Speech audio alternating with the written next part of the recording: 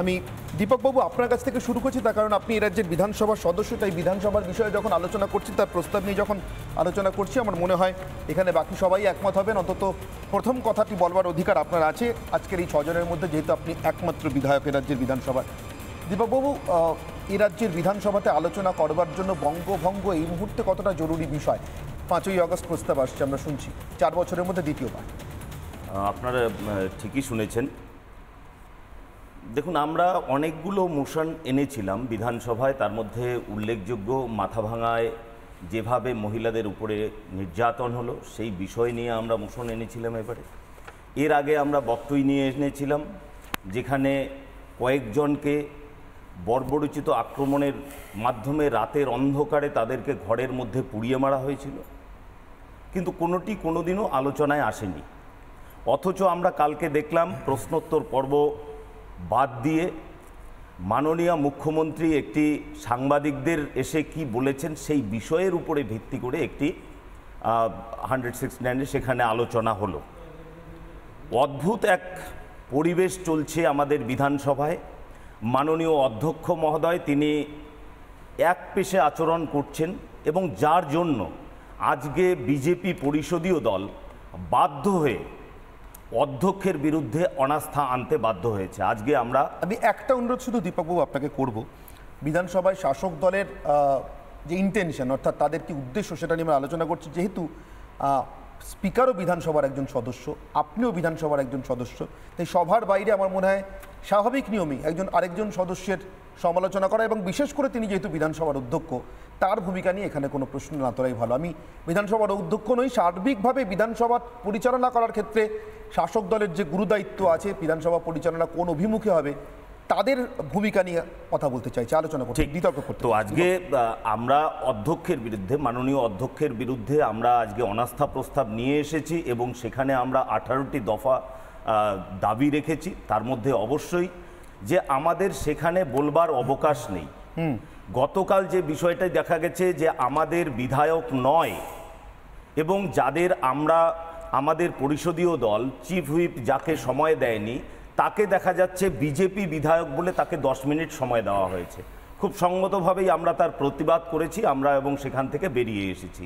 এটা কোন মানে সংসদীয় রীতিনীতির মধ্যে পড়ে সেটা আমরা জানি না। এই ঘটনা পশ্চিমবঙ্গ বিধানসভায় এই প্রথম আমরা দেখেছি। পশ্চিমবঙ্গ বিধানসভায় পিএসসির চেয়ারম্যান করা হয়েছে তাদেরকে, যারা বিজেপির বিধায়ক নয়, অথচ পিএসসির চেয়ারম্যান দেওয়ার কথা আমাদের বিরোধী দলের কোনো বিধায়ককে। সেখানে আমাদের বিরোধী দলের 6টি কোটা আছে, 6টি কোটায় আমাদের 6 জন ছিল, যদিও এই মুহূর্তে একটি কোটা ফাঁকা আছে। মনোজ টিগ্গা মহাশয় তিনি রাজ্য লোকসভায় নির্বাচিত হওয়ার কারণে তার জায়গাটি ফাঁকা রয়েছে, কিন্তু আমাদের যারা মনোনীত বিধায়ক আছে তাদের কাউকে দেওয়া হয়নি। এইভাবে একের পর এক রীতিনীতি লঙ্ঘন করছে এখানে পশ্চিমবঙ্গের বিধানসভা, এবং যেখানে অত্যন্ত গুরুত্বপূর্ণ অনেক বিষয় থাকা সত্ত্বেও সেই সমস্ত বিষয়ে কোনো আলোচনা হচ্ছে না। আমরা দেখেছি যে আমাদের প্রাক্তন মন্ত্রী, আমি আবারও আপনাকে সুযোগ দেবো। আমি আপাতত অনির্বাণের কাছে আছি। অনির্বাণ বন্দ্যোপাধ্যায়, তৃণমূলের সমর্থক হিসেবে আইনজীবী অনির্বাণ বন্দ্যোপাধ্যায়, আপনার কাছে আমার প্রশ্ন। মমতা বন্দ্যোপাধ্যায় কথাটাই আইন হয়ে গিয়েছে, তাই আইনসভা এখন বেলাইন। দেখুন, রাজ্যের জন্য জরুরি বিষয় আলোচনা করার প্রয়োজন নেই। রাজ্যের আইনসভার মধ্যে কি আলোচনা হচ্ছে সেটা দীপকবাবু যেমন ভালো বলতে পারবেন, আমার পক্ষে বলা সম্ভব নয়। তার কাউন্টার উত্তর দেওয়াটাও খুব মুশকিল। আমি যাই বলবো সেটা রাজনৈতিক বিরোধিতার জায়গা থেকে বলা হয়ে যাবে, যে কারণে আমি সেই জায়গাটায় যাচ্ছি না। আমি মূল আপনাদের যে প্রতিবেদন, তার যে মূল জায়গাটা ছিল যে বঙ্গভঙ্গ বিরোধী প্রস্তাব, সেটা আনা হচ্ছে, অতএব কেন আনা হচ্ছে ইত্যাদি। না, কেন আনা হচ্ছে মানে যদি সত্যি একটা প্রস্তাব থাকতো তো নিশ্চিতভাবে তার বিরুদ্ধে কেউ প্রস্তাব আনতে পারে। এখানে আমি জিজ্ঞাসা করার কেউ নেই কেন আনা হচ্ছে। আমার প্রশ্ন যেটা নেই তা নিয়ে আলোচনা হবে, আর যেগুলো আছে সেগুলো নিয়ে হবে না।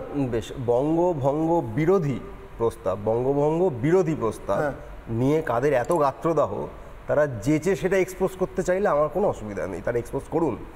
আমি আবারও বলছি, বঙ্গভঙ্গ বিরোধী প্রস্তাব সেটা কারণে না অকারণে আনা হচ্ছে, সেটা যারা দর্শক, তারা আপামর দর্শক জানেন, যারা বিজেপির পক্ষে তারাও জানেন, যারা বিজেপির বিপক্ষে তারাও জানেন, যারা বাংলার পক্ষে তারাও জানেন, যারা বাংলার বিপক্ষে তারাও জানেন যে বঙ্গভঙ্গ সংক্রান্ত বক্তব্য, কথা, প্রস্তাব, একের পর এক প্ররোচনামূলক বক্তব্য আমি বলতে পারি, কাদের নেতা, মন্ত্রী, সাংসদ, বিধায়করা পরপর রেখে চলেছেন, কোন দলের তারা কোন দলের রাজ্যসভার বা কোন দলের লোকসভার বা কোন দলের বিধানসভার সাংসদ কিংবা তাদের জেলা নেতৃত্ব, রাজ্য নেতৃত্ব ইত্যাদি, সেটা আপামর মানুষজন জানেন।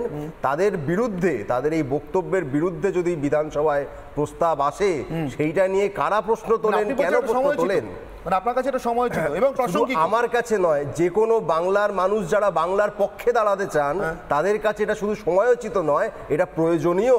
কারণ যখন একটি দলের তরফ থেকে ভিন রাজ্যের একজন সাংসদ, যার এই রাজ্যের সঙ্গে কোনো সম্পর্ক নেই, রাজনৈতিকভাবেও নেই, সংসদীয় ক্ষেত্রেও নেই, তিনি দাঁড়িয়ে আমার রাজ্য নিয়ে, আমার এখানকার জেলা নিয়ে তার যা খুশি তিনি বলে যাবেন এবং তিনি বলে দেবেন কি করতে হবে কি না, বাংলাকে ভাঙতে হবে, তখন সেই দলের বাকি সাংসদরা টেবিল চাপড়াবে, তারা তার পিঠ চাপড়াবে, এখানকার বিধায়করা তার কার্যত বলবেন যে বাবা যা বলেছে ঠিক বলেছে। এইটা যখন কেউ করেন, তার বিরোধিতা করাটা বাঙালি হিসেবে পবিত্র কর্তব্য। পবিত্র কর্তব্য বলছেন অনির্বাণ বন্দ্যোপাধ্যায়, কিন্তু যদি আমার যদিও এখনো প্রশ্ন, বাঙালি হিসেবে প্রশ্ন, নাগরিক হিসেবে প্রশ্ন, অ্যাঙ্কার হিসেবে নয়, নাগরিক হিসেবে, বাঙালি হিসেবে বাজার দর নিয়ে প্রশ্ন আছে, আমার গণপিটুনি নিয়ে প্রশ্ন আছে, মাথা ভাঙা কেন রাজ্যের যে কোনো প্রান্তে কোনো নারী যদি নির্যাতিতা হন তা নিয়ে প্রশ্ন আছে, সেগুলো নিয়ে কোনো প্রস্তাব নেই। প্রস্তাব আনা হলে তাতে অনুমোদন নেই।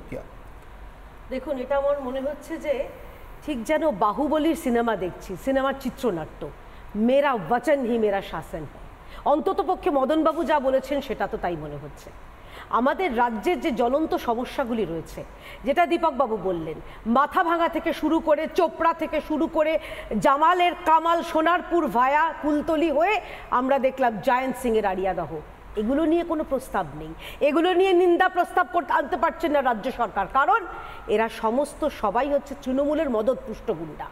আমাদের রাজ্যে দেখছি, আপনি যেটা বললেন যে মূল্যবৃদ্ধি নিয়ে আলোচনা করুন, আমাদের রাজ্যে ভবিষ্যতে কিভাবে শিল্প আসতে পারে, কিভাবে রাজ্যের জ্বলন্ত সমস্যাগুলো আমরা সমস্যার সমাধান করতে পারবো, সেগুলো আলোচনা করুন। না, কোনো আলোচনা হবে না। আমাদের রাজ্যে আজকে আমরা দেখছি খাদ্যমন্ত্রীর খুব ঘনিষ্ঠ আব্দুল বারিক বিশ্বাস, তার বাড়িতে আবার রেড চলছে, রেশন দুর্নীতি হয়েছে, চাকরি প্রার্থীরা তারা রাস্তায় বসে রয়েছে। কি চাকরি, যারা যোগ্য চাকরি প্রার্থী তাদের কিভাবে চাকরি দেওয়া হবে সেটা নিয়ে আলোচনা করুন। না, আলোচনা হবে না। আমাদের রাজ্যে খেয়ালি পোলাও পাকানো হচ্ছে অনির্বাণ। আর অনির্বাণ যে প্রশ্ন করলেন, যার এই রাজ্যে নিয়ে কোনো আলোচনা নেই তিনি কি করে এই রাজ্য নিয়ে বলেন, তাহলে আমি বলবো মমতা বন্দ্যোপাধ্যায় তাহলে উত্তরপ্রদেশ নিয়ে আলোচনা করেন কেন? কেন তৃণমূলের মন্ত্রী, সাংসদ, বিধায়করা বা টেলিভিশনে এসে প্যানেলিস্টরা উত্তরপ্রদেশ, গুজরাট বা অন্যান্য রাজ্যে চলে যান, তখন আপনারা কি করে বলতে পারেন? যখন শুনুন, আমি আপনাকে বলছি আর দুটো কথা বলে, আমি খুব সামান্য 2 টাকা, উত্তরবঙ্গে থেকে যারা আছেন তারা নিশ্চয়ই তাদের দুঃখ দুর্দশার কথা বলবেন। উত্তরকন্যা কে স্থাপন করেছিল অনির্বাণ? আলাদা করে উত্তরকন্যা স্থাপিত হয়েছিল উত্তরবঙ্গের মানুষদের তাদের দুঃখ দুর্দশা নিরসন করতে। আজকে দেখুন উত্তরকন্যার কি অবস্থা। কজন মন্ত্রী এখান থেকে যান উত্তরকন্যাতে, প্রথম। আর দ্বিতীয় কথা, 2012 সালে, আরে ভাই শুনুন না, রাগ করছেন কেন? রাগ করবেন না। 2012 সালে জিটিএস কে স্থাপন করেছিল? Gorkha territorial administration, Mamata Bandyopadhyay.